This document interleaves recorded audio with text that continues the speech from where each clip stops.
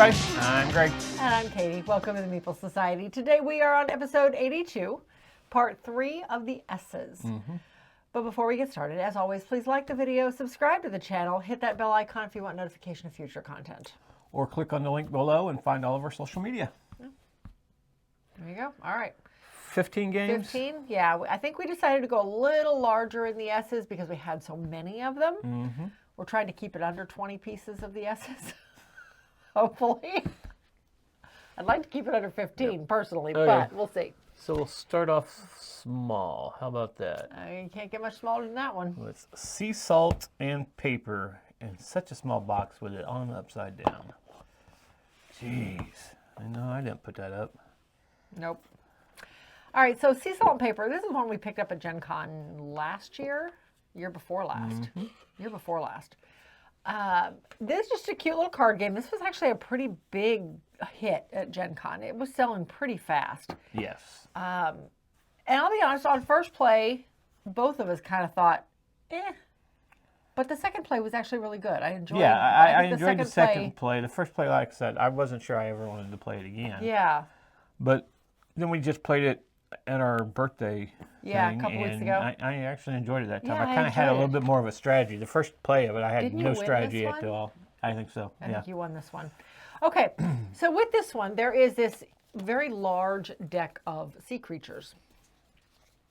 And during the game, you start off with a hand of so many cards. I don't remember offhand. I think it's 5. And you are looking at your cards. You're able to put down some cards in front of you, and they score immediately, or they score at the end of the round. Sorry. And then other cards stay in your hand until the end of the round. So, for example, these ones that show pairs. These two, if I can match them up, I can lay down a set. So, like, here's 2 fish.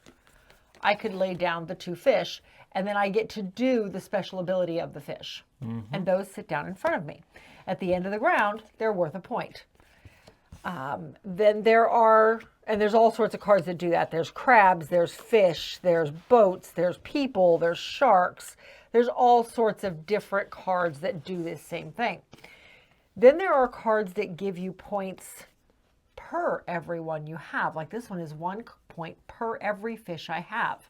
This stays in my hand. Nobody knows I have it until the end of the round. And then I get to play it and I score 1 point for all the other fish I've laid down in front of me. And then there are some other cards that, like this is the penguins. If you have 1 of them, you get 1 point. If you get 2 of them, you get 3 points. If you get 3 of them, you get 5. And there's other sets, like here's the shells. It does the same basic thing. And then there's the mermaids. And the mermaids, there's one right here. Oh, there's 2 right here. There's 4 mermaids in the deck. Each mermaid individually lets you score on any color in front of you. If you notice, all these cards have different colors. So you can simply say, I'm going to score on all my purples. And all my purple cards I get an extra point for. Or if you get lucky enough, and people let you, to get all 4 mermaids in your hand at one time, instant win. You win the game immediately. It's a pretty interesting game. I thought it was very... Like I said, once we got going and we figured out It's kind of a set collecting. It is. It's definitely a set collecting. And you're playing out cards and drawing a card back every turn. You can draw from either the draw pile or the top of the deck. So, and you have to discard each round. So if somebody mistakenly threw away something that you needed, a set that you're collecting, you can draw off the top of the deck, which is nice, or off the top of the draw pile. So. It's a fun little card game. Yep. The artwork's cool because it's all origami. It's and origami. It's pictured origami. Yeah, it's pictures the of actual origami. and they took pictures of it. Yep. Yeah, I think so. If it's artwork of origami, then it's very good because it definitely looks like photographs. So, but anyway, very cute little card game. Sea salt and paper, gonna stick around. So we have Second Chance. Second Chance is a roll and write, no, flip and write. Yeah. Flip and write It's an polyomino game. Yes. So everybody starts with basically this. This is your board. Everybody starts off the game with one of these starter shapes. So you you shuffle these up and you deal 1 to everybody, and you have to draw this shape onto your board somewhere. Starting with the 0 in Oh, the you middle. have to start on the, yes, you're right. Thank you. You have to start with the dot on the middle. So this has to overlap somewhere in the center. You can't just put it off to the side and hope for the best. So once everybody's got their starting shape, these get put back away because it's the only time they're used. Then you shuffle up the entire deck of cards. And I like the fact that they show you right here how many there are and what shapes are out there. I thought that was pretty neat. But you shuffle up this entire deck of cards and you reveal 2 at a time. And everybody has to choose one of these shapes to draw on their board. Once that's done, you flip over 2 more. And you keep doing this until somebody can't do anything. At that point in time, that person, whoever it was that said, okay, I'm stuck, I can't use either one of these, that person draws a single card off the top of the deck. If they can use that card, they get a second chance. It gets discarded, and then you continue play. But he is the only person who gets to use this card. But if he can't, he's But if out. he can't, he's out of the game. If he can, then you continue drawing shapes until, once again, somebody cannot do something, and then that person gets a second chance. It could be the same person. And as long as they can draw this shape on their board somewhere, then they can continue. But as soon as they can't draw their second chance shape, they're out of the game. Yep. You keep going until everybody is out of chances or somebody has completely filled the board. Yep. Simple as that. It's a really interesting little polyomino. We've only played this at 2-player. This Yeah. plays up to 6. Does it really? Yes. Oh, wow. Yeah, we've only played this 2-player. It does play 6. Wow. It's only a 10-minute game. I know you said that. I should. The reason I knew that is I was staring right at it at the box. Okay.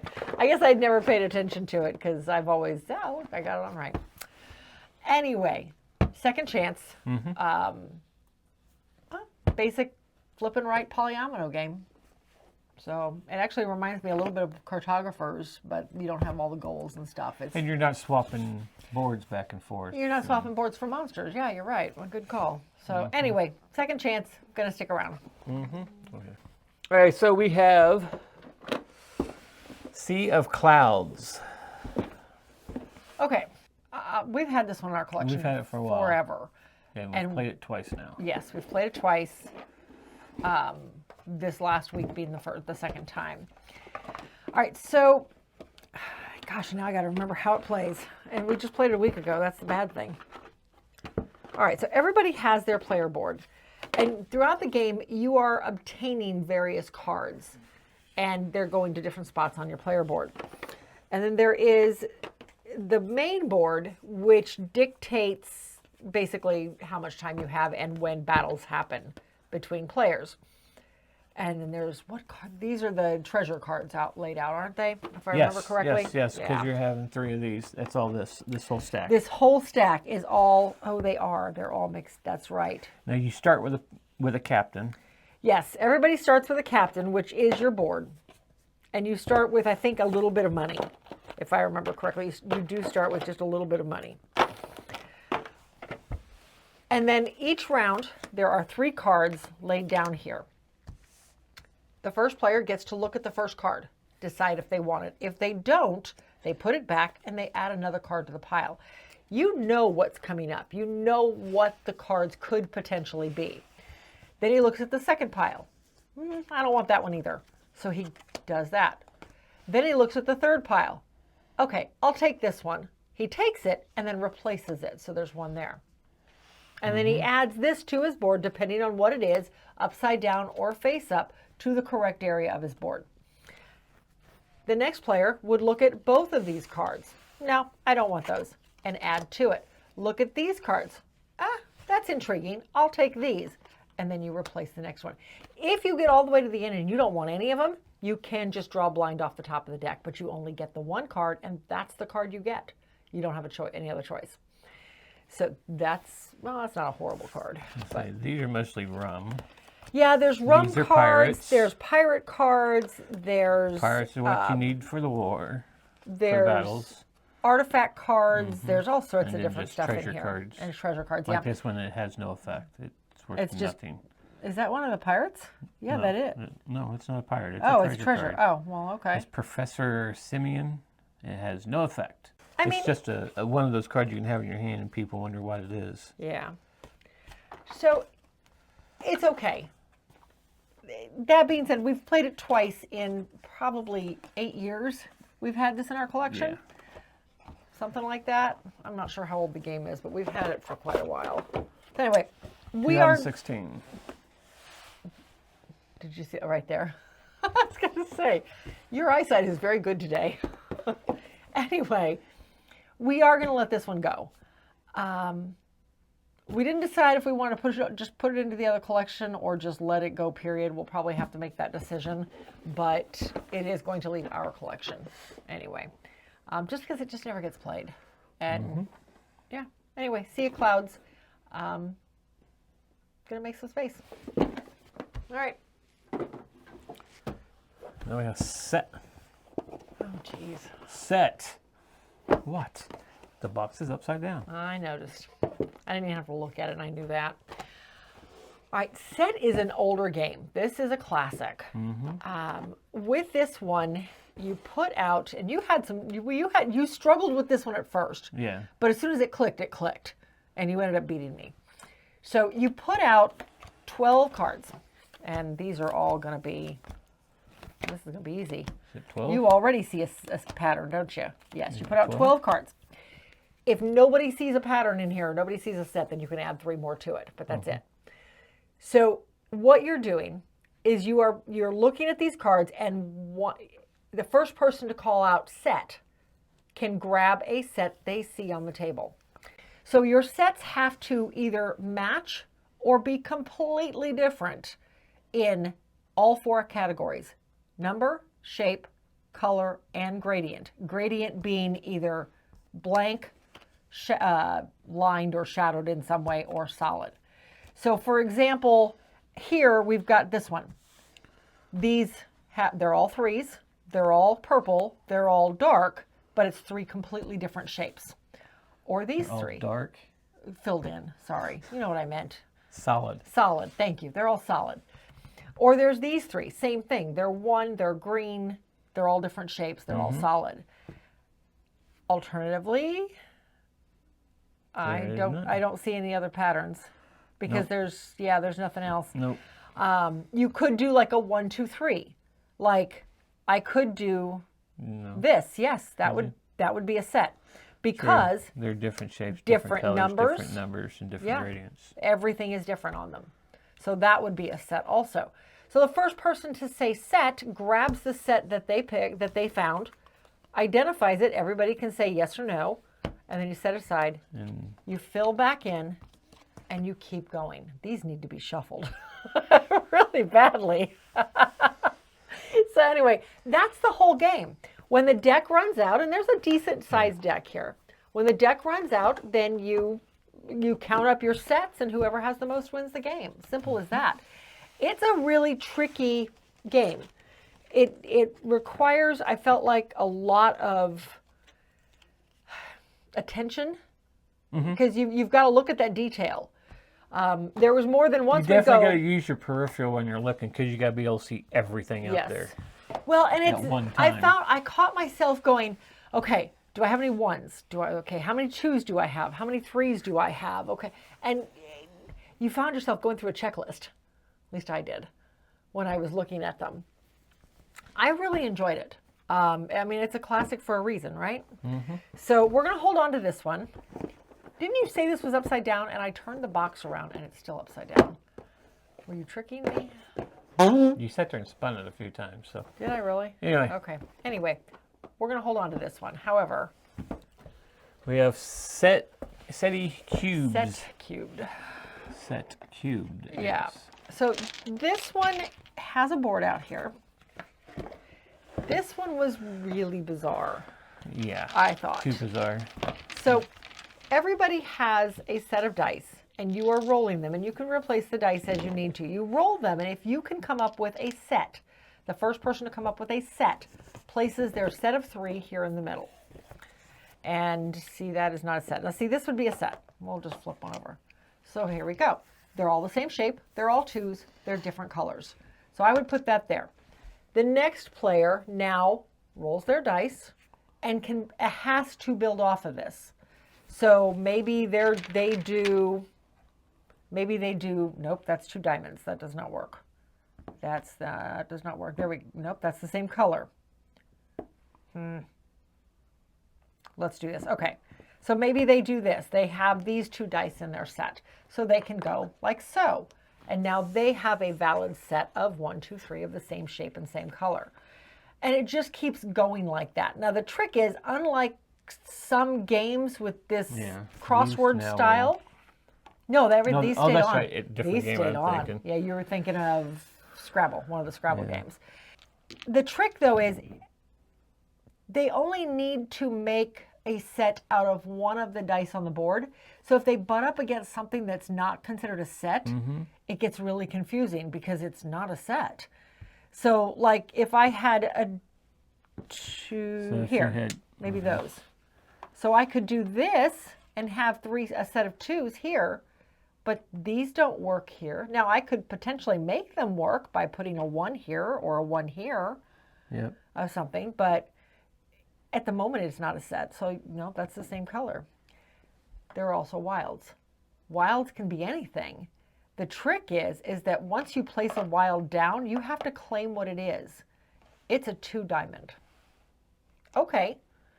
If somebody else rolls a 2 diamond, they can, as a free action, replace that. And they now get that dice with the wild symbol on it. They don't get to keep the wild. You have to re-roll it. But you could get it back. Look at that. I got it back. It was odd. Yeah. And I found this one a whole lot trickier than the base game of set. So we are going to let this one go. This one sits in the travel collection. It's one of those I found at Goodwill forever ago. But it's just not as good, I don't think. So we are going to let this one go. I thought it was interesting. I'm glad we got to play it. But at the same time, I don't think we need to hold on to it. Yeah. But yeah, that is Set Cubed and Set. But yeah, all right. Next we have a 2-player game, Seastead. This is the 2-player version. It's based on the world that created Flotilla. Yes. Right. So kind of like, what is that? The movie Waterworld. Waterworld, the board game, basically. And this is just a smaller version of that. So Flotilla is this huge sprawling game where you're putting out hexagon tiles to build out the sea floor.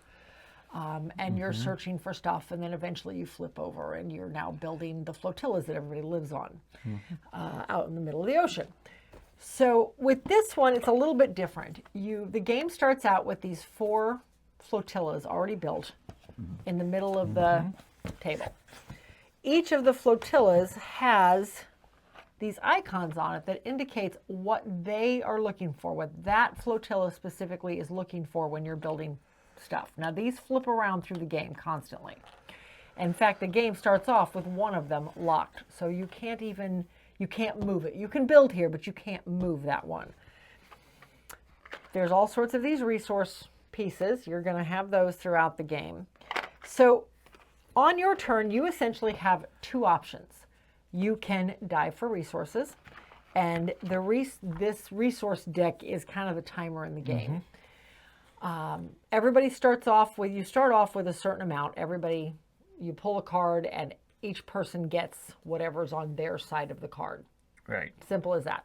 And then whichever the arrow is pointing to, that player goes first. After you get through that, I think there's 4 of those that you can choose from. It's one player's red, one player's green. Well, that's true. And that's what the arrow that's what the arrow is. You're right. There's a red arrow and a green arrow, and that indicates who the number 1, which way it points to, but also who's first player. Okay. When you dive for resources, this is kind of like an I split you choose type of thing, only the split's already been made. So you are picking up the card and you're deciding which of these resources you want. Now this symbol means you can have 1 of anything. So do I need 2 of the pottery, or would I rather have 1 of just anything I need? Do I need a fish that badly that I will just take the 1 item and give my opponent the 2 pottery. Because whichever one I don't take, my opponent does get, even though it was my action to dive. So you're getting resources constantly in this game. And some of them are pretty good. You get some pretty decent cards out of it. So you're collecting resources that way. Your other option is to build. Now, on each of these flotillas, there are numbers next to them. That is how many you need in order to build onto it. How many fish, in this case, that you need. So you would have to have 5 fish tokens to turn in for it. When you build, there are different special abilities on each one of these that you can do at that time. But the main crust of it is trying to get your, turn it right side up, trying to get your buildings built. Each player starts with 3 different types of buildings, 4 of each one. And as you build all of one thing, you get to do something special. As you build one of each, you get to do something special. But each one of these will give you different abilities when you build on them. The port, when you build it, you pick one of these tokens that are sitting out. And you put it up against the port that you just did. And when you do that, this gives special, it gives in-game rewards. Thank you. End-game points if, and it doesn't have to be you. So if I build this port and Greg comes in here and builds an academy right here, well, this is saying it wants the academy built right here. It wants an academy built here too. That's what this flotilla wants. If these 2 spots are academies, even if I didn't build them, whoever builds them gets these victory points. So that is another way of getting endgame points. Now, of course, whoever built this, there's also endgame points on here for leftover resources. There's a lot of little moving pieces that all kind of fit together by the end. I think it's a pretty interesting game. I know it's not your favorite, but I think it's a pretty good adaptation for a 2-player game. It certainly has that same feel to me. Yeah, but if I want to play Flotilla, I'll play Flotilla. Well, yes, I agree there. And they made this for people who like Flotilla. Oh. And I don't have 3 players, at least 3 players to play. Yeah, Flotilla does require 3 players to play, and that is a little trickier. I agree there. And I like Flotilla. But Flotilla is also a 3-hour game, and this is a 45-minute game, half hour, 45 minutes. So it gives you that same feel, but without the 3-hour game and having to round up a 3rd player. Yeah. So we are going to hold on to it. I do enjoy it. I'll have to find somebody else who likes it like I do. But for the moment, we're going to hold on to it. Ooh, it includes a solo mode. I did not know that. I don't know why I'm even thinking about solo mode. I never play solo. But someday I might. That would mean she'd have to sit down for more than 5 minutes without doing something else at the same time. Okay, fine. Next we have a game. I know you love this game. I do love this game. This is Sentient, where the box are lit upside down. You can tell I didn't put up the games. I'm turning it now. Okay. I love this game. It was I would have to look at where it fell in my top 100, but it was up there a bit. Okay, so with this game, everybody starts out with 1 board. Your factory. Your factory, yeah, basically. Each person gets 1 of these chevron pieces, and this is what you start the game with. Each player starts off with this board, and with 5 dice. At the start of the game, you are rolling these 5 dice, and you're putting them out where they go here on your board, based on the color.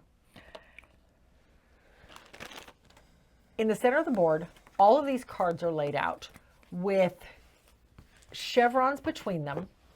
So you have 4 cards laid out, and I'm not going to pull all the chevrons and stuff out too, but you've got more of these little chevron pieces in all 5 of the colors that the cards come in, as well as the dice come in. So all these chevrons are up here with victory point chips in between each one and at the tail end of each one. So when on your turn, you are looking at these cards and you're looking at your dice. The goal is you are picking up cards that will manipulate your dice in such a way that they match up here. They solve the math problem. It solves the math problem, yes, because all of these tend to be math problems at the top. So maybe, oh, this is perfect. So maybe I'm going to pick up this one. It's telling me that both dice need to be 2s, or for each one, actually you want 2s on either side of it. Right. You don't have to have 2s. If you have 1 2, you get 2 points. If both of them are 2s, you get 7 points. Now I hope you can see this because this worked out really nicely and I did not plan this. I can put this right here because this die is a 2 already and this die is a 1. But on the card, you'll notice up here at the top where it says equal, that means this 2 doesn't change. This plus symbol means this 1 becomes a 2. And now when I put this down, I've matched this up. It's worth 7 points for me at the end of the game. Now the trick is I got to make sure this stays a 2. But in order to have taken this card in the first place, I have to put out my little scientist guys. Everybody gets 4 of these guys. 1 for each card that you're going to end up in your display. And then you also have 5 little assistants. The assistants have 2 purposes. The assistants can go out to bolster up your majority, because these are won by majority count of everything around them at the end of the round.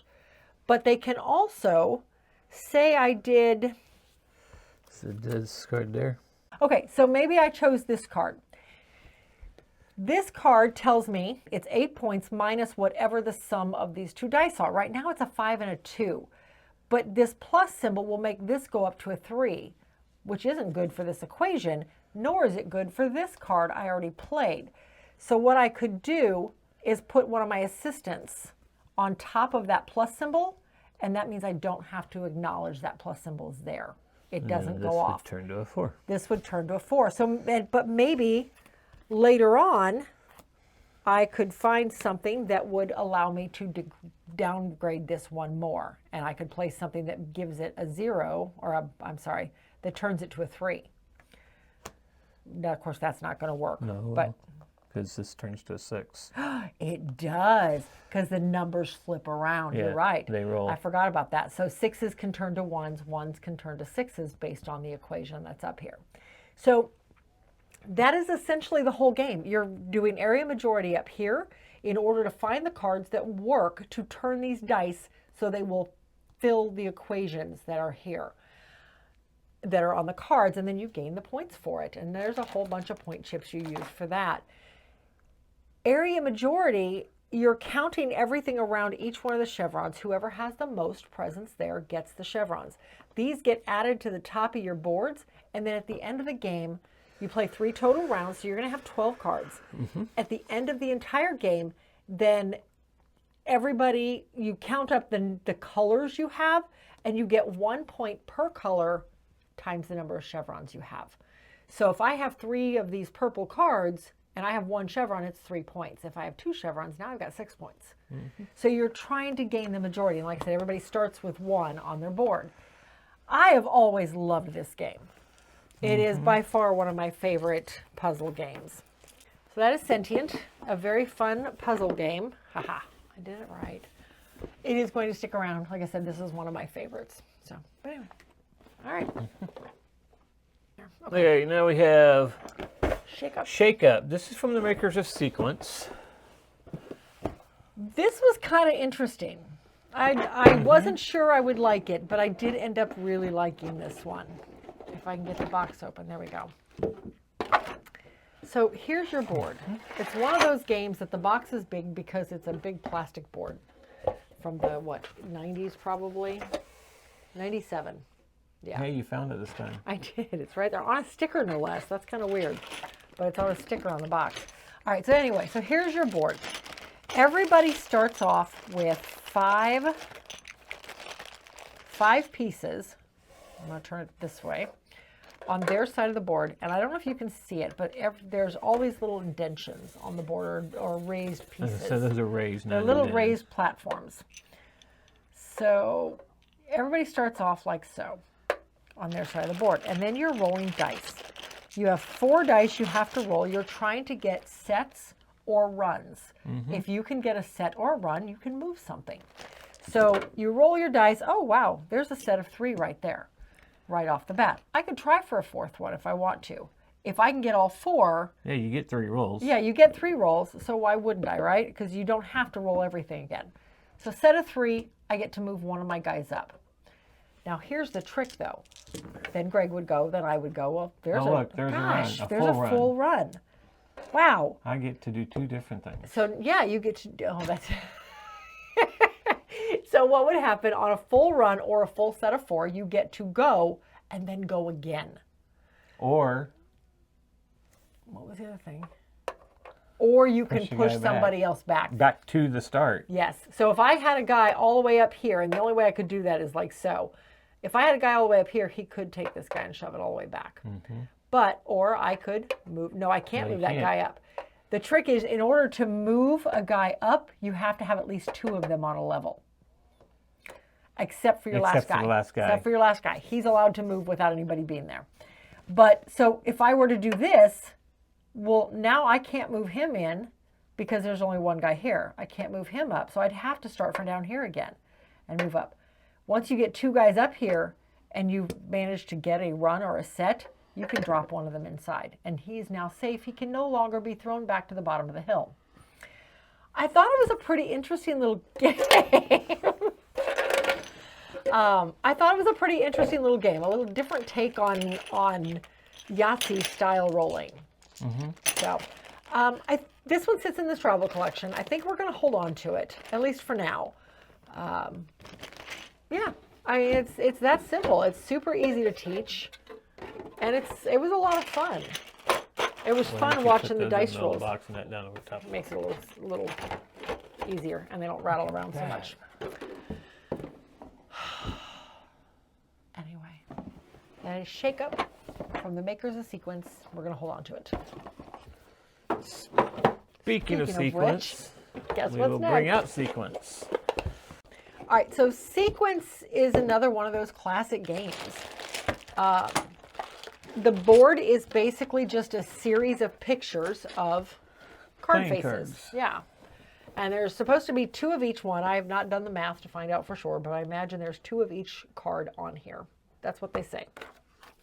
I think except for the the jacks. The jacks. The jacks are not on there. Jacks because are jacks not. Do certain things. Yes, jacks are special, are basically wild cards. All right, so on your turn, you have, well, essentially, they have special abilities. Yeah, but so the one-eyed jacks yeah. allows you to take one of their player's token One-eyed off. jacks, you can remove somebody else's. Two-eyed and jacks two-eyed jacks are are wild. Yeah. So everybody starts with a certain number of cards in your hand. I want to say it's 5. I could be wrong, though. And you are placing one of your tokens out on the board in one of these spots. Now, remember, there are 2 of each card. There are 2 of each icon on the board. So you're placing them out in one of these icons. So Queen of Hearts, there we go. And then I would discard this card and draw back up again. Every player is doing this. There's 3 different colors. This actually plays up to 6, but you play teams if you have more than 4 people. 4 or more people, I should say.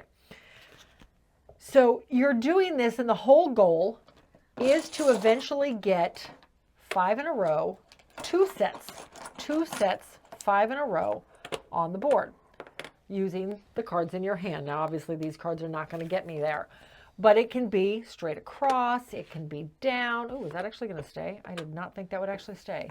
It can be down. You can even use the same token in 2 different ones. So maybe I was able to do this. Can you go diagonally? Yeah, you could go diagonally. Oh, so, right. and so that would be my win if I could make that work. And of course, I'd have pieces all over the board elsewhere. It's that simple. It's a super simple game, but there's a lot of strategy in which ones do you play out? Where do you block your opponent because they're close to getting a set? Do I waste a turn blocking him when I could be getting my own closer? Yeah. It's just a really neat, it's a light card game that has that board feel to it for me. I've always enjoyed this one. We've played it a few times. All right, so that is Sequence. Again, this one is a classic. We are going to hold on to it. In the travel collection. Yeah, this does sit in the travel collection, although I do really enjoy this one. So this one I could see coming out at a game night or something. But then we have Sequence Dice. Oh my goodness. Wow, almost every box. It has been almost every box. You think I actually did it on purpose, but I did not. This is the board for Sequence Dice. So you have the exact same chips. So you're rolling the dice and you're placing one of your chips on one of the numbers on the board. There's 4 of each number. And then your opponent's doing it. And then you're doing it again. That's a 9. I can go there. 2 7s in a row, you need to go to Vegas. I know, right? There's a 4, so I can go there. Again, the goal here is to get a set of 5 somehow. Some way.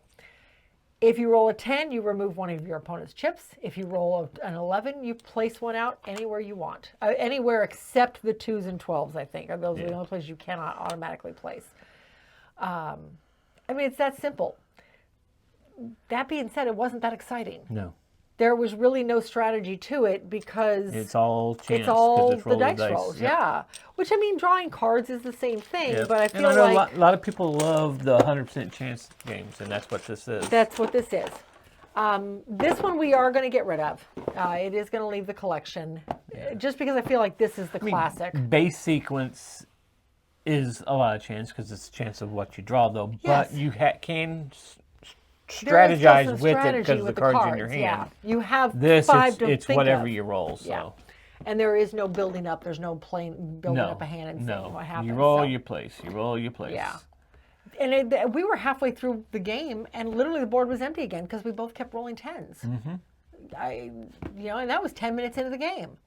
It was crazy. So we're going to let this one go. Mm-hmm. And then last but not least, we also have a sequence for kids. With the box roll. Wow, you're just trying my patience this week. I did not do this on purpose, I promise. Okay, so this one is very, very similar to regular sequence. Mm-hmm. The only difference being instead of playing cards with regular card face, it's animals.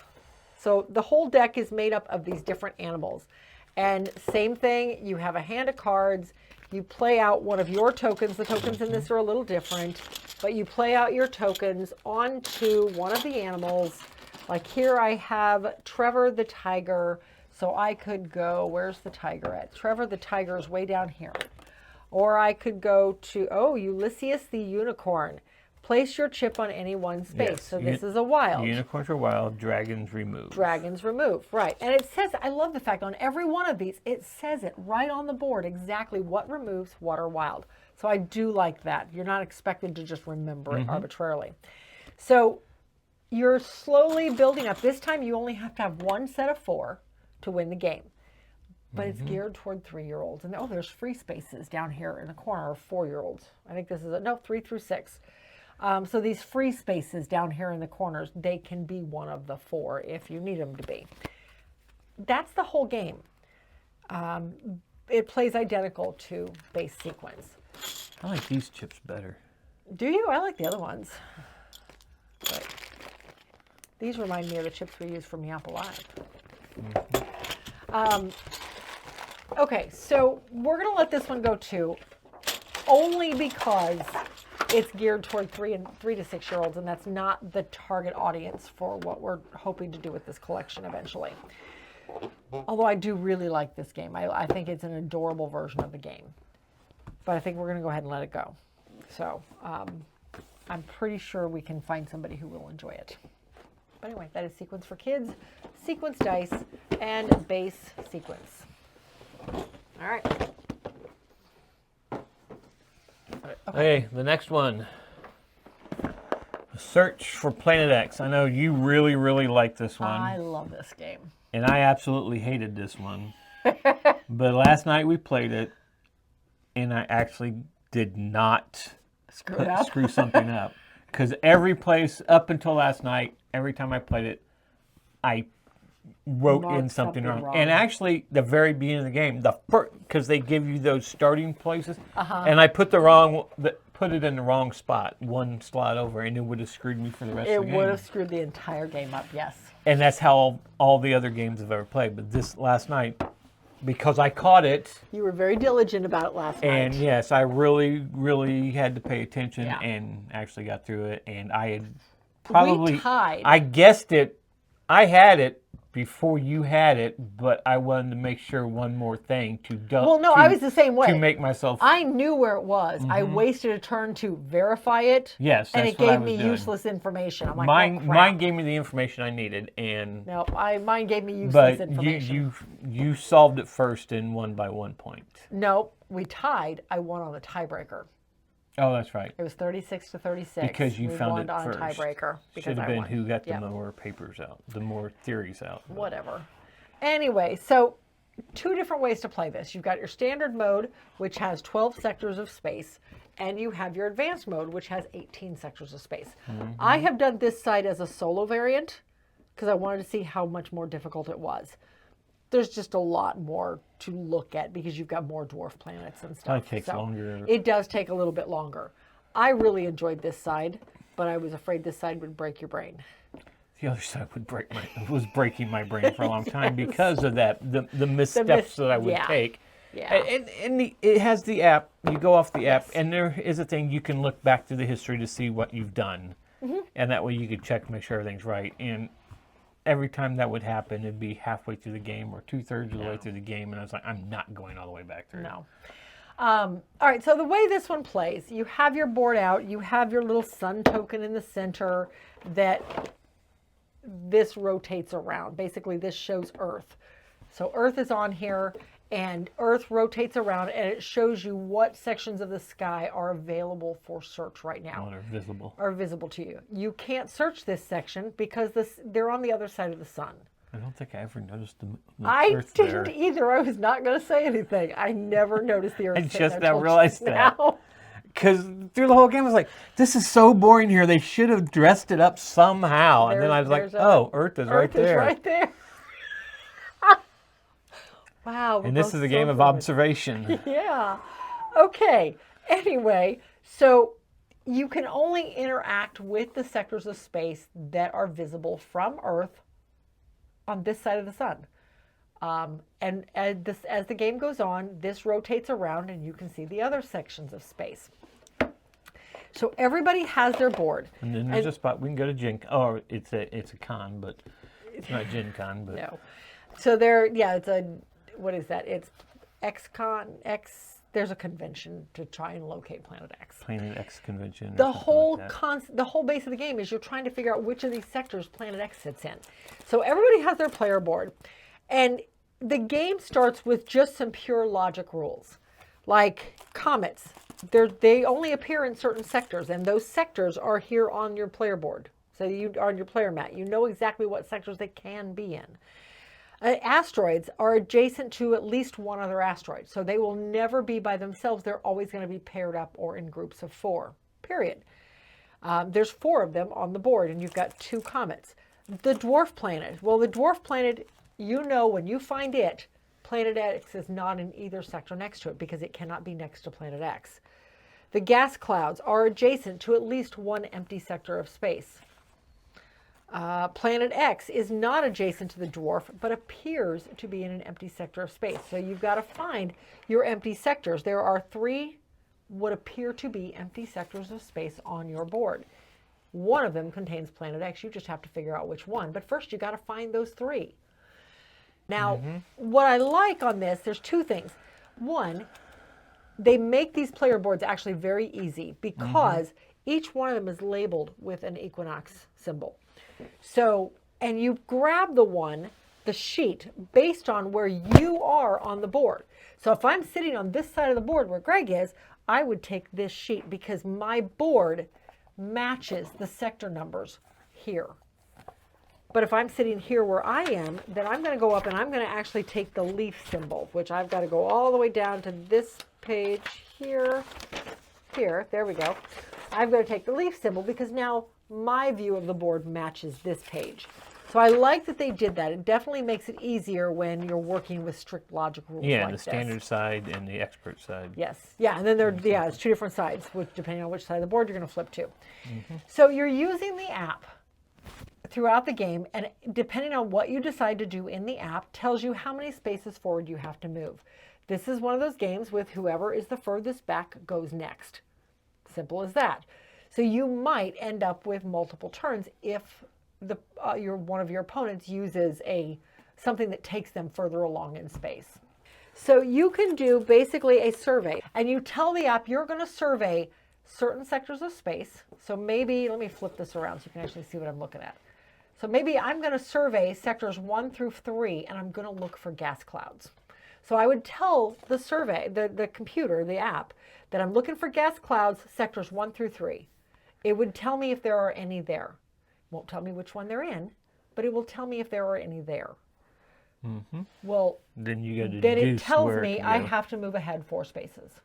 Okay. So, or I could look for 1 through 5. It's a broader search. So therefore, I only have to move 3 spaces because I didn't get as much useful information as I could have had I narrowed the search down some. You can use this as a way to eliminate things or to verify your findings. Like last night, I think we had asteroids in, what was it, 5 through 8? All the asteroids were right here. And at one point, I knew I had asteroids here, but I didn't want to move 4 spaces. So I said, well, I know I have asteroids here.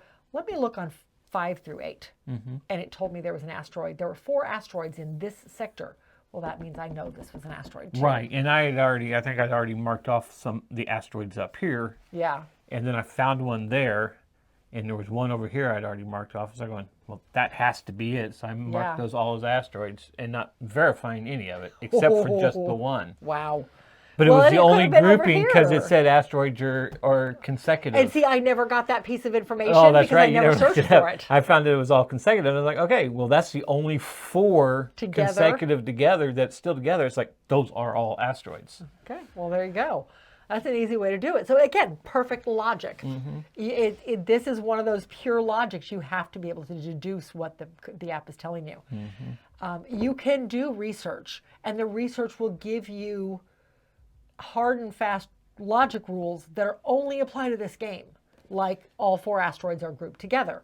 I never got that piece because I didn't research that, because by the time I got to that research point, I'd already found all 4 of them.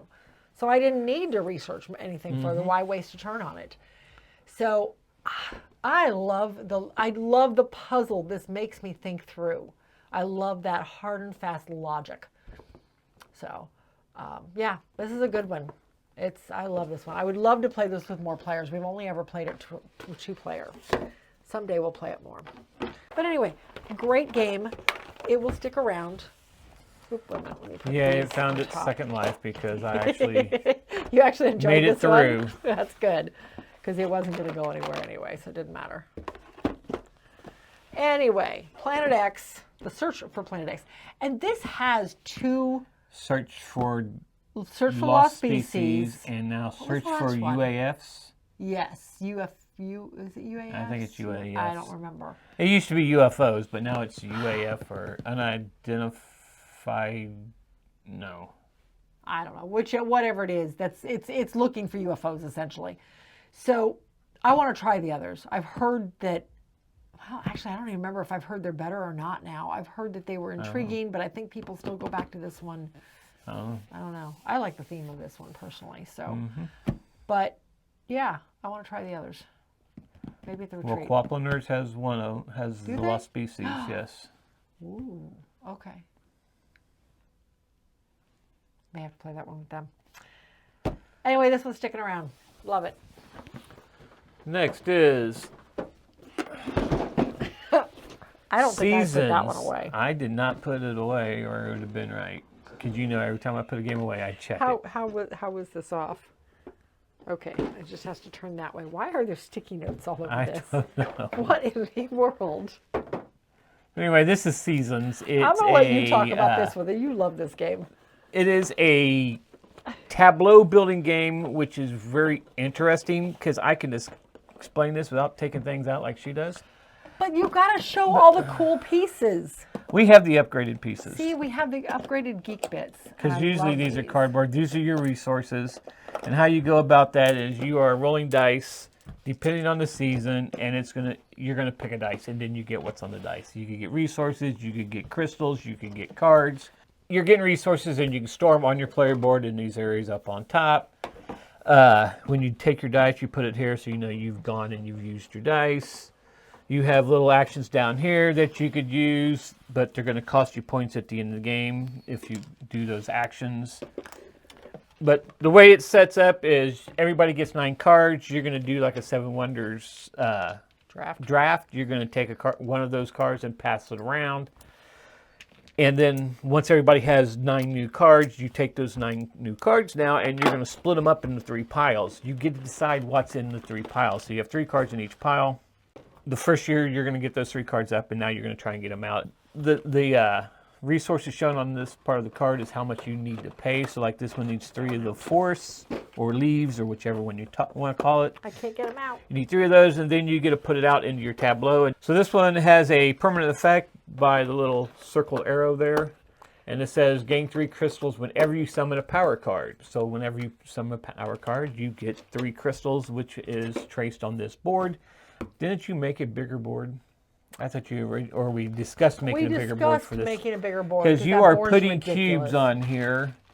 Okay, so I lied. I do have to take parts out. These big cubes on these little numbers, they need to be clear because you can't tell what number you're on. Well, and it's kind of obvious, though, if you're on 20 and 19, 21's on the other side, it's there. But they don't really fit well in the space. They don't fit well in the space. But that doesn't hurt the game, though. No. But anyway, so you are basically putting out your tableau. And when somebody... We have a deck that hasn't even been played. It's one of the expansions. Okay. One round is as it starts on 1, and the wheel will move as it goes around, because as dice come out... I got some right there. Oh, there you go. They have little pips on the bottom of it. Whatever dice is left, because you always put out as many players plus 1, and whatever dice is left, you take the pips and you move the marker around the calendar board.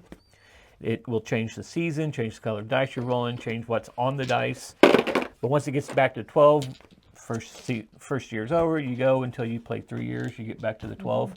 Game over, you count up your points. Yeah. Most points win. But the dice give you various resources. They give you the ability to play out more cards because you can only play 1 card at the start of the game. So you have to be able to get your, what is that called? That's the other thing. This graph. This is the... Not transcribe, transmute. The transmutability. Yeah. You have to get your transmutability up. Summoning gauge. More cards. It's the summoning gauge. Transmute is being able to change the stuff here. And we haven't gone over that yet. But there's just, you're grabbing resources, and like I said, you can only store 7 above your board at a time. Anything beyond that gets wasted. So you want to make sure you're spending them as you can. I can't get these out without dumping the whole box over. That's the only bad thing about these pieces. They fit in there perfectly, but you can't get them out without dumping the whole box over. So another thing, on your turn, you can also, if you get this dice, it has the little circle around it. Yes, that's true. You can transmute, and what transmute is since this is on a yellow dice, you're going to be in the yellow. So apparently you're in. That is fall. So you'll be in fall, and you can transmute any of your resources you want. So like if I had some reds, I want to transmute because I didn't need the reds. I could transmute those reds for 3 crystals, and you're transmuting for whatever's on either side of it. So on the red in fall, you're going to get 3 crystals for it. Or like the water, you're going to get 2. Or the earth and the fire, you're going to get 1 in fall. And it changes as the seasons go by. What's more rare during that season, because the dice, while all sets of dice give you the option of all of the resources, some are more plentiful during various seasons than the others are. So, it's a good game. There's 2 expansions for this. Yes. And we have both of them. We have them both. Haven't played one, This was number 69 in my top 100. If you haven't seen it, spoilers, go watch it. And you'll see where it's at on your list, because I believe it's on yours. I think it's on my list, but it's higher up. Or is it really? Further. It's lower than yours. Mine's somewhere like the 70s and 80s. Oh, yeah. Something like that. I don't remember. But anyway, yep. But great game. We've had this for a while. We have 2 copies of this, one in both collections. Yes, we do have 1 in each collection, which is nice. And you can kind of tell we've played it. The box is a little beat up. But that's okay. It's a good game. Yeah. All right. And finally, we have a first edition Kickstarter version of Secrets of the Lost Tomb. Now, this has been redone a couple of times. The second one shrunk the box is to about half the size, yeah. And this last one completely redid quite a bit. They completely redesigned the game. Yeah, pretty much. they redesigned the entire Same aesthetics concept. of the game. Yeah, same concept of the game, but So we just got a chance to play this one last week with Doug and Sarah on our cooperative Sunday. Sundays, yes. This one actually reminded me, and I did not put 2 and 2 together until we played it this last time. And Sarah pointed out, this plays like Betrayal on House of the Hill. Was it Sarah? Or Only was it there's Doug? no traitor. Was it Sarah or Doug? One of them. One of the two. One of the two. So, and what they meant by that is these tiles. During the game, you're starting off with certain tiles already set up. So like this is the level 2 tile. This is the level 3 tile, and this is, And the level 1 tile, right? one of these is the level 1 tile. Oh, here we go. Setup tile level 1 into 1 to 2. This is the level 1 tile. Yeah. Okay. So then you that's have one of the level 1 Oh, and here's tiles. another one. Here's a level 1. Yeah. Okay. This there we is the go. one. This is one. Okay. So it sets up like this. Level 1 tile, 1. Level 2 tile. Level 1, 2 tile goes right there. Level 1, 3 tile goes right there. And then you have your other level 2 and level 3 tiles off someplace else. So you have, and we have actual figurines. We have actual minis that we used instead of the cardboard cutouts. Yeah. So the way this plays, you have an entire stack of, and it's a huge stack. They're all under here and a mess already. So when you decide to explore, you can explore in any direction where there are these little footprints. I don't know if you can see the little footprints on the sides of the tile there. Little 3 marks. They look like little dragon footprints to me, or I don't know dinosaur what they are. footprints. I'm not sure what they're supposed to be, but that's what they look like to me. Mm-hmm. You're going to go to the stack of tiles when you decide to do this. So say here, I'm going to go, actually I think it goes like this. Yeah, it goes this way. Because the path goes all the way down. Going. I was going to say, there should have been options to go off on every room. Yeah. You're going to go to the stack of tiles, and you're going to look for the level you're on. Well, this is a level 3 tile, so this will not work on this level. This is a level 3 tile. Nope, that won't work. Level 1, I can use this tile. This tile could be used on level 1 or level 3, but not level 2. So I'm going to lay this tile out. I'm going this direction. So I'm going to lay the tile out. I have to match up the little footprints. In this case, it matches up on all 4 sides, so it's no big deal. I'm looking at the name of the chamber. I'm looking at this symbol right here. This symbol means something for the specific scenario that we're doing, triggers. Okay. And then down here, it gives me something else that may or may not happen during my turn right now. So there could be traps. I have to make trap rolls. There could be an event card where I have to, I think, like I said recently, it almost reminds me of like this weird psychedelic dream sequence. You do these event cards and they transport you to someplace else and something weird is happening. And then you're back. It's very odd. But kind of like the same thing happens in Arkham Horror, the Arkham Horror cards. When you go into the dream world or whatever it is. Yeah, it's just kind of weird. You go into this weird little dream sequence anytime you explore a room and you make a certain roll or something. But anyway, so you're exploring this dungeon as a team. At various points, monsters will come out, and you have all these monster cards that are very ugly, but here you go. And then you also have your big bad cards that come out. This game has a million chits. I mean, that's just the stuff that's not under the sides. There is a ton of stuff in this game. It's a pretty interesting game. Mm-hmm. Now, I would be curious to see how the new one plays, if it plays any different, but Doug and Sarah really enjoyed it, as do we, so we're going to probably play some more of it coming up. We've definitely enjoyed it. We've actually played the whole scenario before. All of them. Yeah, we've played through everything in the past. Anyway, without too much more detail, just realize it is a big, very sprawling dungeon crawl where you are fighting monsters and potentially fighting each other, because Doug got infected and darn near became a vampire. We had to really We had to do some serious thinking on how to save his, but we did. To keep him from turning on us. Because it could have gotten ugly. I don't know, it's just a fun game. Yeah, and this is one, if you die in this game, you just turn your character in, you grab another character, and you can come into the game. Yeah. Doug would not have done that. He'd have just hunted us down. So, anyway, this is Secrets of the Lost Tomb, the cooperative pulp action adventure board game. First edition. First edition. Box is entirely too big, but it is what it is. But yeah. Anyway, that is it for this episode. Let us know if you have any of these, if you've ever played any of these. If you've played the new, is the new one out? Has it been delivered? I'm not sure if it's out or not. I'm curious. I think it was almost. I think it hit Kickstarter last year at Gen Con, or it was getting ready to. Was it the year before? Or the year before? I don't remember. I'd be curious to know what the differences are with the new one, personally. So, but until then, we'll see you at the next one.